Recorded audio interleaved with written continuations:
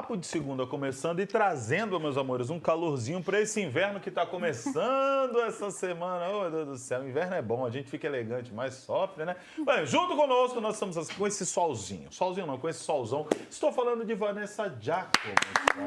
Olha ela! Nós vamos debater agora a importância de reconhecer e lidar com as nossas limitações. Como é que isso nos ajuda a seguir e a subir na vida? Na vida de atriz, você acha que você se baseou mais no seu talento ou na disciplina ali de estar sempre de ler, de estudar, de ir em curso? Eu acho que eu tenho uma facilidade para várias coisas. Isso que eu tô perguntando. E eu não consigo me acomodar dentro da minha profissão. Eu sou muito inquieta, eu quero sempre saber mais. Eu sempre busco, assim, num personagem camadas, sabe? Profundidade. Eu não fico ali só naquela linha, não vou fazer porque eu já sei, tá fácil. Quando eu sinto que tá fácil para mim, você dá uma... eu acho péssimo. Porque eu falo assim, tá muito fácil, não tá legal isso aqui. Tô muito numa zona de conforto, eu quero um outro lugar, quero desconforto. E aí é muito doido porque a zona de conforto vira o desconforto, né? Sim, sim. É a inversão, você só fica confortável quando você está no ambiente desconfortável do jogo, né?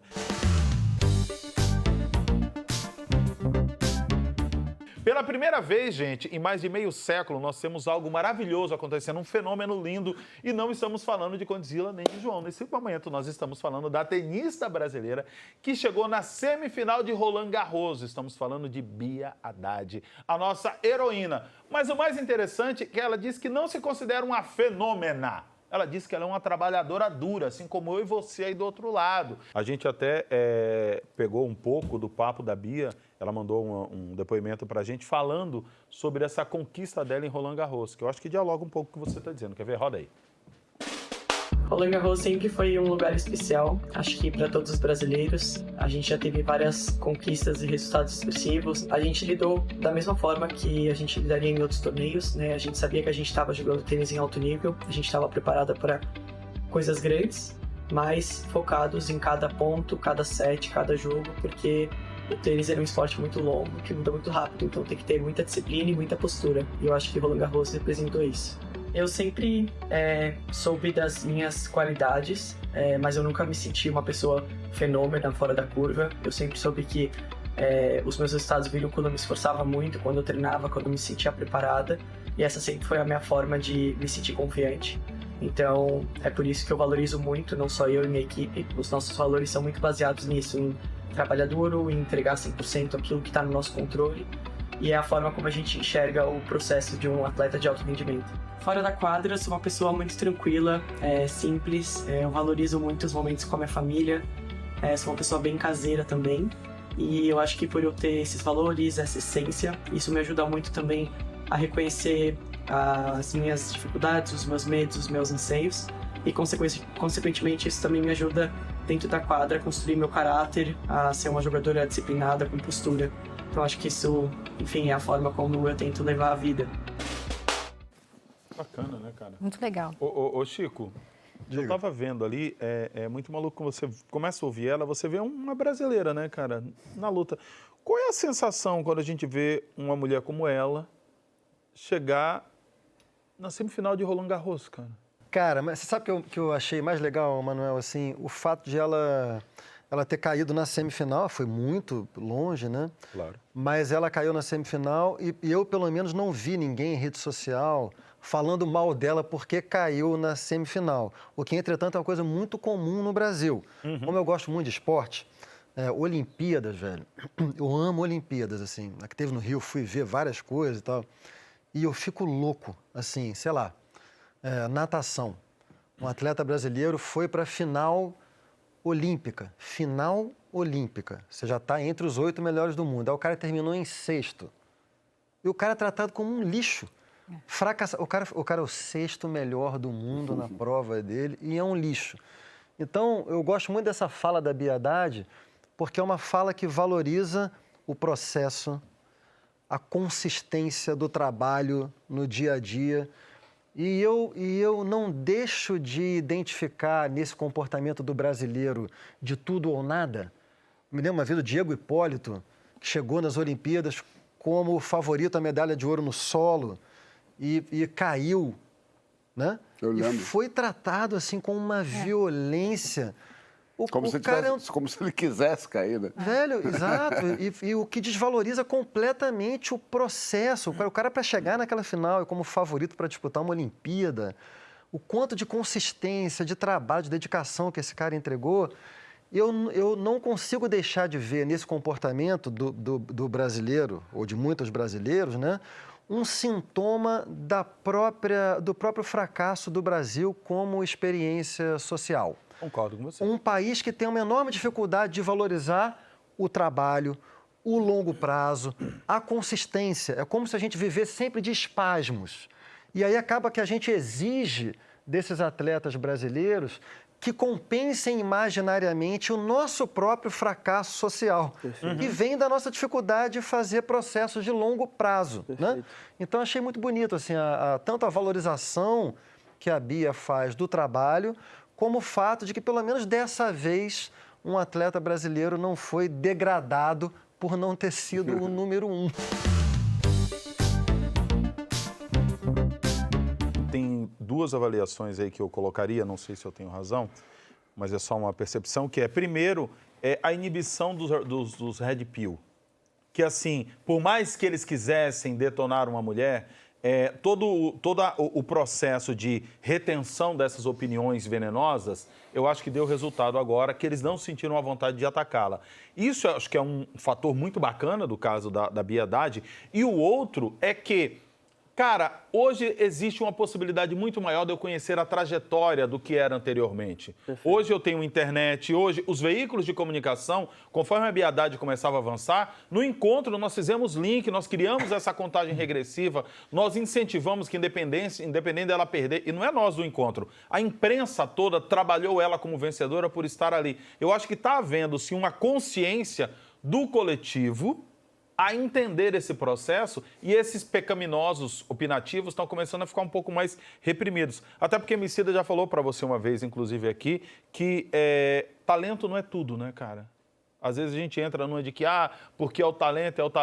Eu acho que precisa ter esforço, precisa ter transpiração, e isso precisa ser valorizado, né, Conde? Cara, tem até um livro do Oscar Schmidt que se chama Dom, Talento, Balela. Manda um abraço aí pro querido Abraço, Oscar Schmidt. Cara, uma vez eu conversando com ele, ele falou de um episódio que ele quebrou o pé e o quanto que a esposa dele também foi protagonista nessa recuperação dele. E ele, com medo de ficar um pouquinho para trás ali, começou a treinar muito. Acho que ele fazia, 1000 arremessos por dia, algo assim. E a esposa sempre ali pegando a bola para ele. E ele sempre toca nessa tecla de treino. Eu gosto de trazer o exemplo do Michael Phelps. Michael Phelps é uma fera. O cara nada muito bem. Mas é apenas talento? Se ele não morasse dentro da piscina, treinando para tirar alguns milésimos de segundo, né?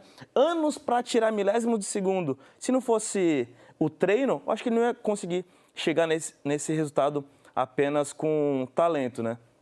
Mas uma coisa que eu tenho pensado ultimamente é como levar isso para outras áreas da vida também, né? Por exemplo, uma coisa que eu achava que não fazia sentido nenhum e hoje eu acho que faz. Fazer uma terapia. Que também, na minha opinião, é um treinamento. Então, eu quero mudar um determinado tipo de comportamento. Não é apenas com boa vontade. Eu acho que tem que ter uma agenda fixa, tem que ter um compromisso desse exercício. Sim. E alguém te cobrando ali, te ajudando, te orientando, e você tendo a humildade de reconhecer aquela orientação de alguém que, teoricamente, tem um pouco mais de conhecimento que você naquele tema.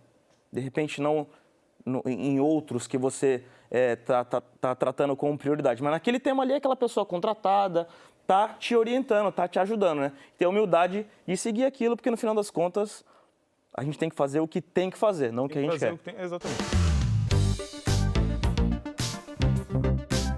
Tem uma coisa que é muito maluca, é você lidar com as derrotas. Porque todos nós aqui somos vencedores, né, gente? Todos nós aqui vamos ser bem sinceros na vida. Não, vencemos. Todos nós vencemos, tanto que estamos aqui no GNT bem felizes da vida. Eu um pouquinho menos. Não, para com isso. Você... 1/3 da população brasileira. 1/3 da população não está no seu canal do YouTube. Vou mandar fazer essa camisa pro Conde. Vanessinha, você, por exemplo, Já se sentiu mal de não ter sido a primeira a chegar em um determinado lugar e depois você entendeu que o fato de você não ter alcançado aquilo que você queria foi importante para a sua trajetória ou foi o melhor para você? Então, foi perfeito, assim, para mim, porque eu nadava, eu não conseguia, não era a primeira, nem a segunda, nem a terceira, nem a quarta, nem a quinta. Eu sempre chegava por último e desde muito criança, e eu lembro que eu sempre chorava muito, e meu pai, para, calma, um dia você vai chegar lá, você tem que treinar mais. Eu treinava muito, eu treinava todos, assim, nem lembro, mas assim, durante a semana era quase todos os dias. E aí foi virando um peso para mim aquilo tudo, mas eu fui assim, eu não precisava mais ganhar. Para mim era assim, importante para mim é estar aqui e sobreviver nessa piscina, entendeu? Eu estou competindo, mas eu preciso terminar. Até o final. Então isso foi ótimo, porque foi formando uma parte de mim, assim, que depois, quando eu entrei como atriz, porque muitas vezes você não é a primeira opção, você não é nem a segunda, nem a terceira, e você tá ali, sabe? Mas tem que nadar. E tem que nadar. E não pode afogar. A nadar. Tem que sobreviver naquela piscina. Às vezes você faz uma novela que não é um sucesso, às vezes tem uma personagem que não é um sucesso, e você tá ali e tem que ser até o final, né? Tá ali dignamente sobrevivendo naquela piscina. E assim, sabendo que também você é um privilegiado de estar ali, porque quantas pessoas não gostariam de estar ali? Então, eu tenho muito respeito por isso, assim, sabe? Então, quando eu entro para gravar ou para filmar, fazer qualquer coisa na arte, eu falo assim, gente, eu sou muito privilegiada de estar aqui. Eu tenho que trabalhar muito para chegar a entregar o meu melhor. Isso passa pela consciência, né? Com certeza, Tem que ter consciência, até porque, às vezes, a gente se dá conta que a gente não é bom em algumas coisas. Se você descobre que você não é bom em alguma coisa, João, você desiste ou você vai mais ainda dizendo agora eu vou ficar bom? Tá me vendo aqui, não? Não, pô, minha vida, falando sério, minha vida é feita de não ser bom em um monte de coisa. É sério mesmo? Você tá falando sério, de boa? óbvio, claro que eu tô. Claro que eu tô. Eu nunca fui o melhor ator, eu nunca fui o melhor daqui. Tô falando lá do começo, assim, tipo, quando eu cheguei no Papo de Segunda, não sabia nem o que eu tava fazendo aqui. Não sabia nem o que estavam falando, os assuntos. Tinha que ler tudo, não sabia direito.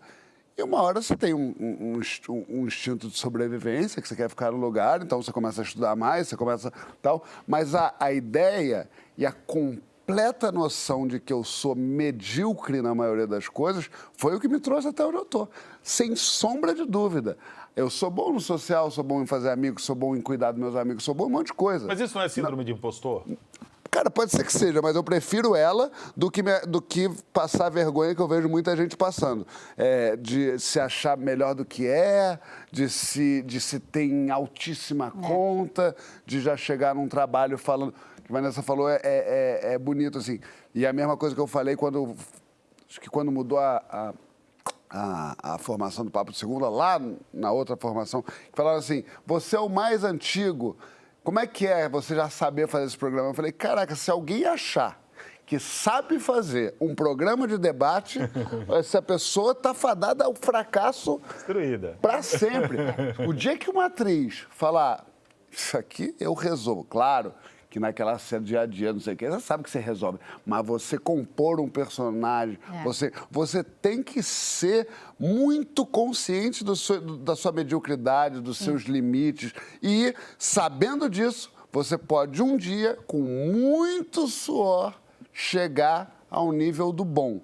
Chegar ao nível do incrível, aí eu vou discordar de Homicídio de Condzilla. Eu acho que tem um nível lá que você precisa de talento e trabalho. Se só tiver trabalho, não chega. Se tiver só talento, não chega. Tem que ter a combinação. Mas você pode ser um puta de um bom profissional se você trabalhar duro. Eu lembro que um ex-sogro meu falou assim, advogado, hoje em dia, 7 de escritório, ele falou assim, eu nunca fui bom.